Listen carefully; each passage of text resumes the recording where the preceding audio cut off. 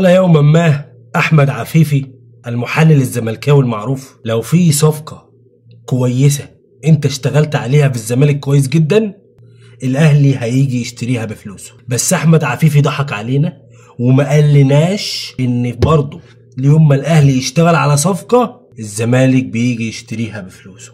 أيوه، السلام عليكم ورحمة الله وبركاته. عزيزي الأهلاوي الجميل، عامل إيه؟ أخبارك إيه؟ وحشني، طمني عليك. إيه يا عم الحر والتلزيق ده يا عم؟ إيه ده يا عم ده؟ إيه الناس دي يا عم ده والجو ده والبتاع؟ أنا بموت والله. نرجع للمقدمة اللي أنا دخلت لك بيها عشان الحلقة دي سخن وأعملها لك على الخفيف كده عشان تبقى لذيذ على بطنك. يلا بينا.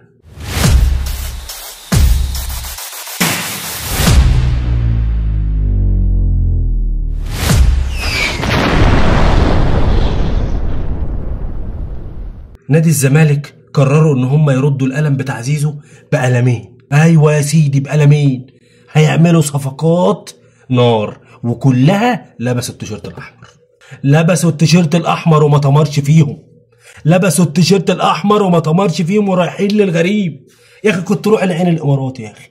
ده انا الماتش الجاي همسك التيشيرت بتاعك في المدرجات كده واقول الجعان اهو، كلب الفلوس اهو، اللي مشي ورا ابوه الجبان اهو، ما تيجي النادي محدش هيعمل لك حاجة، تعالى. It's not same. بيرسي تاو وصلوا لمفاوضات متقدمة جدا جدا جدا ان هم يتعاقدوا معاه في ظل عدم وجود جناح ايمن. تكفل استاذ ممدوح عباس بالصفقة بالكامل وقالوا اوصلوا بس الاتفاق وانا هكون جاهز بكل تكاليف الصفقة. ايه يا بيرسي تاو؟ ايه يا حبيبي؟ يعني انت ما لقيتش الا نادي الزمالك؟ هان عليك العشره يا بيرسي تاو، هان عليك الاعلان وده بيرسي تاو تاو تاو تاو. هان عليك يالا، هان عليك يالا، تبيعني يالا وتروح للغريم يالا. بس الزمالك شابو شابو شابو، صفقه ناريه، اتمنى ان انتوا تستمتعوا بيها. المهم ندخل على الموضوع اللي بعده. في ظل كتلة الأجانب اللي موجودة، في خبرين وحشين جدا جدا على جمهور النادي الأهلي إن لم تكن صاعقة. أولها للأسف الشديد كابتن أو الأسطورة علي معلول هيتم بيعه لكتلة الأجانب. دلوقتي أنت عندك أشرف داري، عندك جراديشار، وعندك أشرف بن شرقي، وعندك ديانج. اللي هيكون راحلين من الأجانب هو علي معلول وكريستو ورضا سليم، واللي هيطلع على سبيل الاعاره ديانج. فدي لحد ما نشوف الدنيا فيها ايه لو ما استقروش على الموضوع. وبرضه يحيى عطيه الله مغادر النادي، ومش النادي الاهلي مش هيفعل له بند الشراء. صفقه الجزار قلتها لك من حلقتين فاتوا، اللهم لك الحمد، داخل فيها كابتن محمود الخطيب بقوه، وبالبلدي كده خلصت برن التليفون. الراجل حابب ان هو يكون موجود، والنادي الاهلي حابب ان هو يكون موجود، وهو صفقه مميزه جدا. بيعرف يطلع بالكوره زي ما قلت لك، بيعرف يستحوذ، بيعرف يطلع الكوره، بيعرف ينقل الكوره، مدافع وشرس جدا جدا في الالعاب الهوائيه. نقول بنسبه 80-85% الصفقه دي تمت. الموضوع اللي بعده بيان نادي الزمالك امبارح كله ضحك، مفيش حاجه تدل. بدايه الضحك انت منزله الساعه 2 بالليل. بدايه الضحك ده بسم الله الرحمن الرحيم. انت بتتشرط على لجنه الحكام ان هم ما يحطونيش الحكام دي تاني.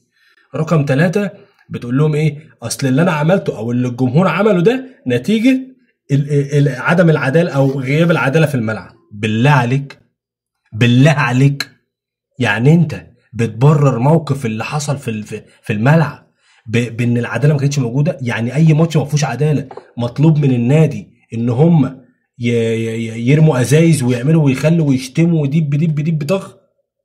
ما هو اتكلم كلام عقلاني يعني. لا، وايه بقى؟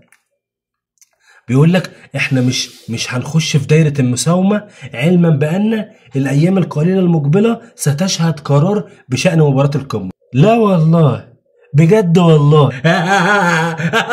اضحك يا محمد. لا ضحكتني، لا جدع جدع، لكن تعرف تاخدها انت على الدائري كده. فيا جماعه النادي ده اللهم لك الحمد، انا قلتها على الفيديو على التيك توك والله،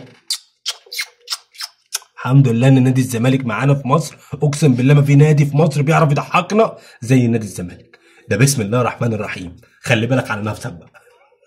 ايه الخبر اللي بعده؟ زيزو واستاذ اشرف عبد العزيز النهارده هيبعتوا خطاب لفيفا عشان يقولوا في الخطاب ده انه بعتنا جواب لاتحاد الكوره في ظل 14 يوم المفروض ان احنا يطلع لنا رد، ما طلعناش رد، فبالتالي بعد اذنكم احنا بنطالب بفسخ التعاقد، بس خدها مني بنسبه 60 70 80 90 95% ان زيزو هيخلص موضوعه في خلال اسبوع او 10 ايام. نقول تاني خليها، مش هنخسر حاجه، وبالتالي هيتم فسخ ساعتها والموضوع هينتهي، امورك تمام والدنيا زي الفل. خش بقى يا معلم زيزو، فرقتك يا باشا، خش زور بوحتيخ، هتلاقي اشرف بن شرقي وامام عاشور وجاي لك بعده حسام عبد. بص عيش ما تحسش نفسك ان انت غريب، انت ابن النادي كده تمام. جماعه معروفه الاهلي لما بيتهور اقسم بالله جمهور الاهلي بلا استثناء جاله حاله زوران. اللي الاهلي بيعمله ده احنا كاهلاويه محتاجين نفهم، ما بالك بقى جمهور الاهلي نفسه او جمهور المنافس نفسه، ايه اللي شايف الموضوع ده ازاي؟ احنا قلبنا اللعبه دريم ليج. النادي الاهلي دلوقتي بيتعامل مع الفريق ومع الصفقات كده بالطريقه دي، معروفه اللي بيبقى اهو سهله. بص رمضان بيجي بعده عيد، صح؟ تعاقدنا مع محمد بن رمضان، جه بعده زين الدين بالعيد، اللهم لك الحمد بنسبه 85 او 90% او 95% كمان صفقه زين الدين بالعيد تمت. واقول كلمتين لرامي ربيعه اختصارا بس 10 ثواني او 15 ثانيه. مش النادي الاهلي اللي يتقال له الارقام دي عشان يتلوى دراعه بال3 مليون دولار اللي اتعرضوا عليك من بيراميدز. انا هقفل الفيديو عليك.